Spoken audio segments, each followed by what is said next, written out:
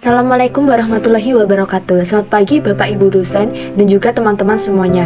Perkenalkan, kami dari kelompok 21 yang beranggotakan saya sendiri Aja Soleha dan dua teman saya Fasya Intania dan Firdarati izin memaparkan mengenai hasil analisis kami tentang teori pendidikan kritis Ivan Illich, Discursive Society mengenai studi kasus ability grouping. Sebelum kita membahas mengenai teori yang dikemukakan oleh Illich, kita akan membahas biografinya terlebih dahulu. Ivan Illich lahir pada 4 September 1926 di kota Wina, Austria. Background pendidikannya cukup menarik karena Illich baru memulai sekolah formalnya pada usia 15 tahun di Biara, di Italia. Hal ini disebabkan oleh pekerjaan orang tuanya yang mengharuskan Illich hidup berpindah-pindah. Meskipun begitu, Illich mampu meraih 3 gelar sarjana di bidang filsafat, sejarah, dan teologi, serta menjadi pastor di usianya yang ke-24. Ivan Illich terkenal dengan pemikiran dan kritik mengenai pendidikan. Awal mula pemikiran beliau ini muncul ketika melihat kebijakan pendidikan di Amerika Selatan dan Amerika Latin yang mewajibkan masyarakatnya dapat menyelesaikan program wajib belajar selama 12 tahun. Nah, di Amerika Selatan sendiri, apabila seseorang ini tidak mampu menyelesaikan pendidikan selama 12 tahun, maka mereka akan mendapatkan label terbelakang. Sedangkan untuk Amerika Utara dan juga Amerika Latin, keterbelakangan ini disebabkan karena tidak tercapainya kesamaan dalam sosial, salah satunya karena akibat dari kemiskinan. Nah, kemiskinan ini malah melumpuhkan semangat mereka yang berada pada golongan miskin untuk dapat meneruskan pendidikan. Pada saat itu juga sekolah dianggap sebagai satu-satunya pendidikan. Padahal sebenarnya masih banyak institusi lain dalam pendidikan selain sekolah. Kesempatan meraih pendidikan yang setara malah disamakan dengan kewajiban. Seolah-olah sekolah itu wajib, dan apabila seseorang tidak mampu mencapai kewajiban itu, maka mereka akan mendapatkan cap terbelakang dan menyebabkan diskriminasi pada saat itu. Nah, sekolah pada saat itu juga harganya sangat mahal, beserta peraturannya yang sulit. Selanjutnya ada pendidikan kritis menurut Illich. Pandangan Illich mengenai pendidikan kritis tercermin dalam beberapa hal. Illich memandang pendidikan harus membebaskan siswa, tetapi siswa tersebut harus tetap bertanggung jawab. Selanjutnya, program negara berupa wajib belajar itu dipandang Illich tidak tepat, dan beberapa orang justru terobsesi seakan hal tersebut jaminannya nyata. Kemudian, universitas oleh Illich dipandang sebagai ruang mitos yang dilembagakan untuk menutupi perbedaan antara mitos dan fakta. Illich juga mengemukakan pendapatnya mengenai deschooling. Menurut Illich, deschooling perlu dijalankan karena prinsip pendidikan universal itu tidak layak. Selain itu, deschooling juga mendukung pernyataan bahwa selain keterampilan, penekanan pada bidang lain juga diperlukan.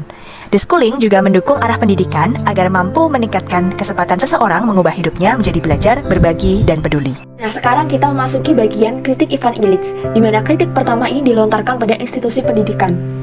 Lembaga institusi pendidikan sebagai agen perubahan sosial dan budaya masyarakat seharusnya dapat mengambil garda paling depan dalam menyikapi setiap permasalahan sosial yang ada di masyarakat. Salah satunya yaitu melalui sekolah. Namun, kenyataannya fungsi dan peran dari lembaga pendidikan ini tidak dapat berjalan semestinya. Bahkan di Amerika Selatan pada saat itu, ketika seseorang tidak mampu mencapai pendidikan selama 12 tahun, mereka akan dicap sebagai masyarakat yang terbelakang. Nah, baik sekolah maupun lembaga lainnya itu yang tergantung pada sekolah tidak dapat terjangkau oleh masyarakat karena biayanya yang sangat mahal itu. Nah, Illich juga mengatakan bahwa kurikulum selalu digunakan dalam menentukan ranking sosial yang ada. Padahal kenyataannya setiap aktivitas belajar ini terjadi secara kebetulan, dan bahkan banyak sekali aktivitas belajar ini yang awalnya ini bukan diniati, justru bukan dari hasil pembelajaran yang terprogram. Kritik yang kedua yaitu mengenai sekolah, di mana kewajiban sekolah ini ternyata malah menciptakan kutub-kutub yang bertentangan, di mana masalah-masalah baru ini bermunculan. Nah, selain itu, sekolah ternyata juga sebagai penentu kasta-kasta internasional, di mana negara akan diurutkan melalui indikator jumlah rata masyarakat yang bersekolah. Seperti yang kita tahu, ketika membicarakan suatu negara, maka akan dilihat seberapa banyak masyarakat yang menempuh pendidikan, seberapa tinggi pendidikan yang ditempuh oleh masyarakat tersebut. Bahkan dalam universitas pun di tingkat internasional ada perankingan khusus yang mana disitulah ada indikator penentu yang menyebabkan adanya kasta-kasta internasional. Nah, Illich juga mengungkapkan bahwa bertambahnya sekolah ini dinilai sama buruknya dengan bertambahnya senjata. Mengapa demikian?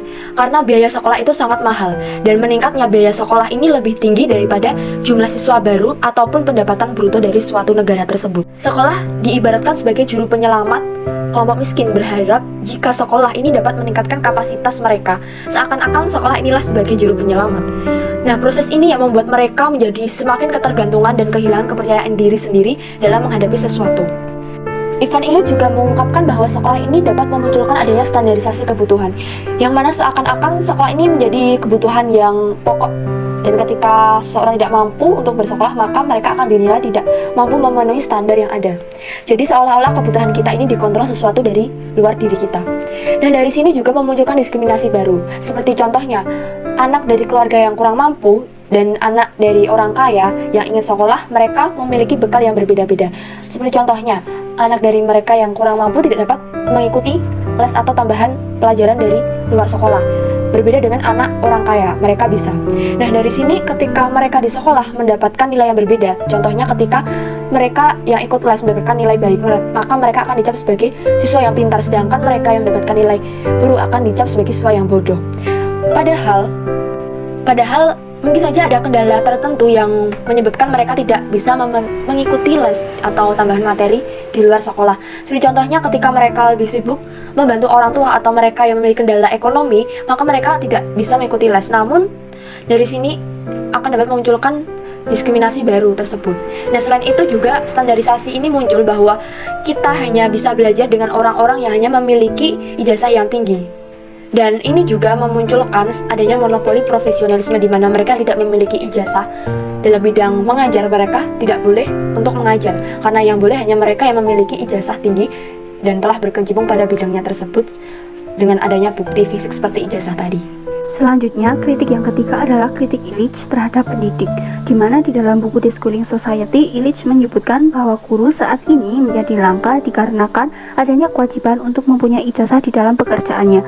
Menurut Illich, ijazah tersebut diibaratkan menjadi barang yang dibuat oleh pasar dan seolah-olah merupakan suatu kehausan. Padahal pendidik yang berkompeten belum tentu punya sertifikat atau ijazah, dan sebaliknya pendidik yang sudah memiliki ijazah belum tentu memiliki kemampuan yang baik. Illich mengharapkan bahwa guru yang mempunyai keterampilan di bidangnya akan memberikan kemampuan pada peserta didik yang mau dan tertarik kepada kemampuan tersebut. Illich sangat menentang terhadap peran guru yang diungkapkan dalam bahasa guru sebagai pengawas bertindak, guru sebagai moralis, dan guru sebagai ahli terapi. Yang keempat adalah kritik Illich terhadap peserta didik, di mana Ivan Illich menempatkan posisi peserta didik sebagai inti dan subjek dalam proses pembelajaran atau student oriented, di mana semua muridnya harus dididik sesuai dengan ketertarikan mereka, dan suatu sistem pendidikan yang baik itu mempunyai dua tujuan, yaitu memberi kesempatan semua orang untuk bebas dan mudah memperoleh sumber belajar, dan yang kedua memungkinkan semua orang yang ingin memberikan pengetahuan mereka kepada orang lain dapat dengan mudah melakukannya.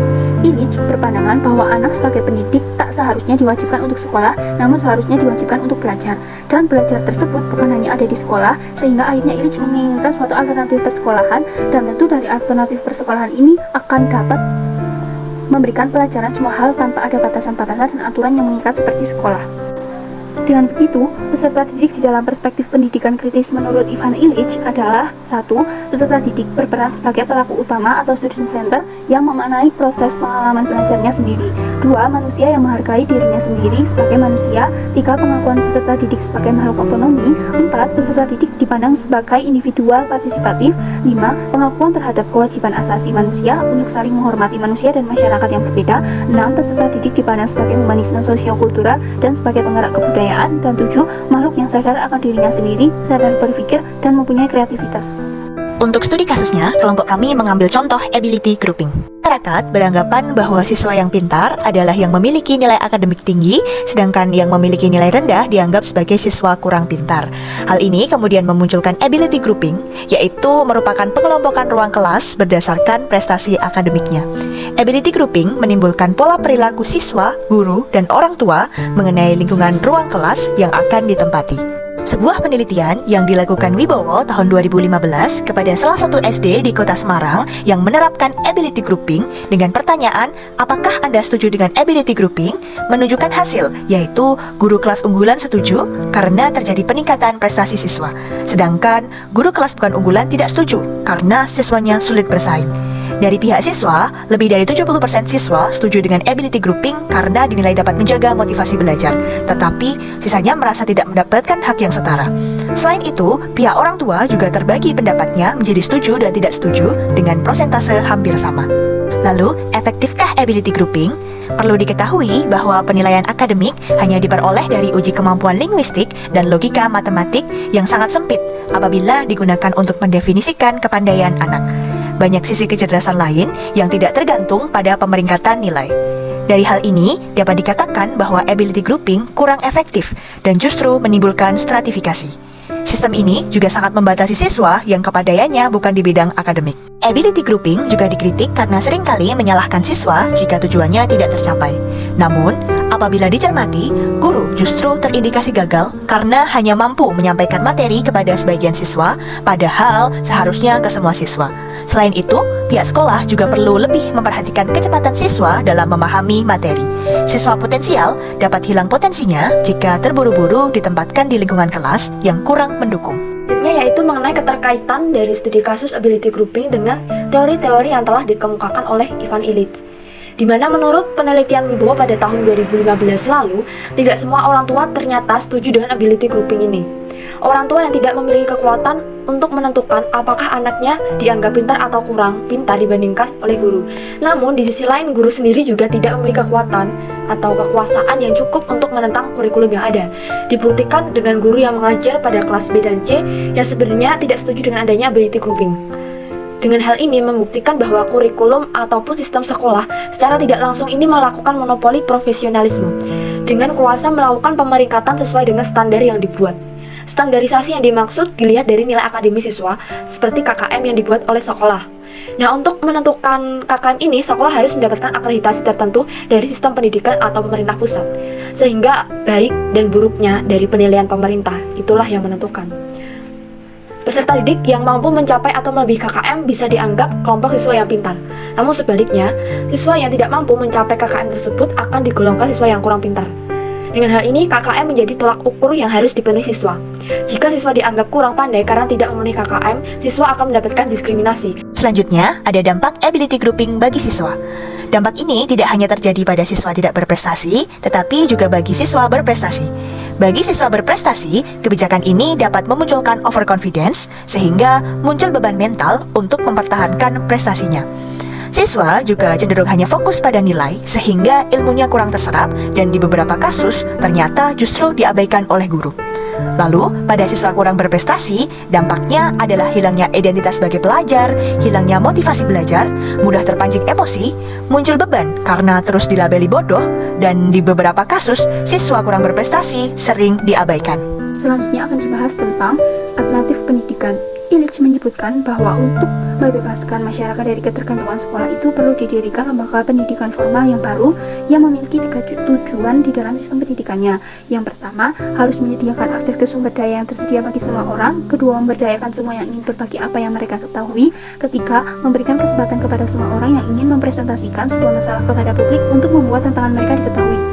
Illich juga menekankan bahwa saat ini banyak sekali orang yang memusatkan perhatian mereka terhadap anak kaya dengan yang miskin dalam kesempatan mereka untuk memanfaatkan atau menggunakan barang-barang dalam pembelajaran, karena jelas sekali ada perbedaan baik itu secara kualitas ataupun kuantitas. Kemudian muncul pula institusi yang mencoba untuk memberikan beragam barang-barang untuk menutupi jurang antara anak yang miskin dan anak yang kaya agar perbedaan itu tidaklah terlalu jauh dan kemudian agar semua orang itu dapat mengakses benda-benda tersebut. Kami dapat menyimpulkan bahwa secara garis besar pemikiran dan kritik dari Ivan Illich mengenai belenggu sekolah ini masih relevan dengan keadaan yang terjadi di sekarang. Namun, yang menurut kami agak sedikit mengganjal dari teori tersebut, apakah bila benar-benar sekolah ini dibubarkan bisa menjadi jalan satu-satunya dari hilangnya diskriminasi atau hilangnya masalah-masalah yang ada. Karena sekolah ini juga bisa dijadikan sebagai pemantik dari munculnya pengetahuan dan pertukaran pikiran satu dengan lainnya.